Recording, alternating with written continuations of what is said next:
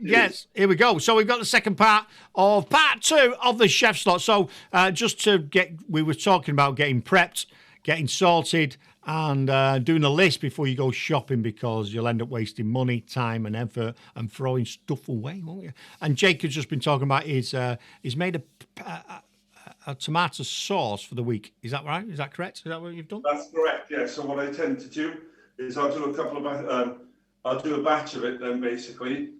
And the way I do it is that it's no oil in the sauce then as well. No sugars or anything to sweeten it.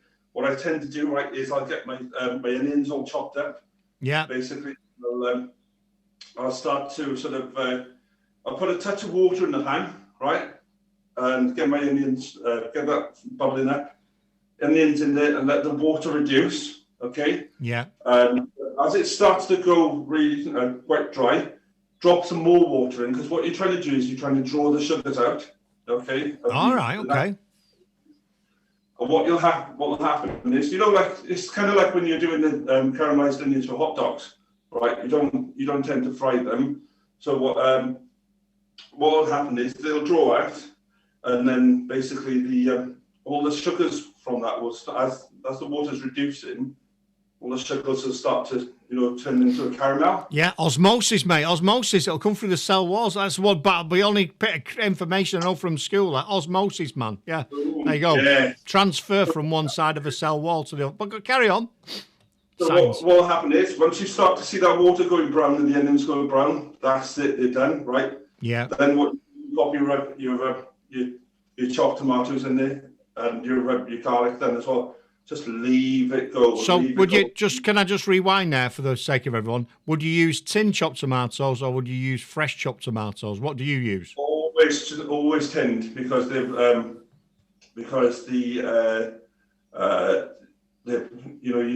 want to get the Italian ones, right? Like the Napolina ones, because they're the best, basically. Yeah, I thought so. That's what I use, and they've been skinned and everything, haven't they? And they're ready to go. No mess, no coconuts, as they say. And it's easy for the kids to get involved in as well, because they can get involved in opening the tins and things like that. Yeah. As well. So yeah, you've got that then. So just leave that go as long as you can. In fact, what I would tend to do is I tend to make the tomato sauce the day before I'm going to use anything, because the other thing then as well that I would do whilst it's cooking down, if you can get any bay leaves, pop them in there, or any. Otherwise, just use mixed herbs then. But bay leaves are the best. And what I would say with adding the bay leaves, you don't need any salt then, because they've got enough in there. Basically, they don't need any salt, so that's good for the heart as well. Yeah, so I've got a massive tree just outside the back of my door. I'll send you a picture of it later. It's ridiculous. It started off as a little tiny thing like that. It's massive. But anyway, great. Yeah, bay leaf goes in virtually everything we cook. Brilliant. Yeah. Do you know what? It's one of the best kitchen investments I've ever made is a bay leaf. Because it just goes and goes. You don't have to buy anything, that kind of thing. And so, there's the tomato sauce. And I'm going to give you a little treat then, guys, for your pizza dough as well. I'm going to, if you can grab a pen and paper when you're listening, I'm going to give you a recipe for my pizza dough then as well. So, this is interesting. Okay, crack on. This will save you so much money with Domino's, honestly. Mate, it's sorry to interrupt you again, but it's one reason why I built a pizza oven, because I can't be doing with spending 20 quid on two basically toasted sandwiches, because that's all they are, aren't they? It's toasted sandwich. It just tastes so much better. Yeah. And the kids again can get involved with this. They can do it for you once they learn, that kind of thing. And it's the same. For me, it's the same recipe as a ciabatta loaf then as well. So so what you've got is write this down. I've got a pen. Come on. Pen. Yeah. So you've got 500 grams of strong white flour plus a little extra for dusting. Then what you've got is you've got 1.5 teaspoons of salt. Then the next one is you've got 15 grams of instant yeast then as well. You can get that from most places now. Like, for example, you've got Tesco's Co-op back in the day. Yeah. They're all. Then also you've got 400 mils of tepid water. Now what I tend to do is I'll put boiling water and hot water together. Boiling water and cold water together. Yeah. Okay, 2 mils of each. So you've got it right in that nice, nice sweet spot. Then basically, then you've got 30 mils of olive oil, basically to literally just basically what you can do is laminating the dough then, so you know, it doesn't all stick together.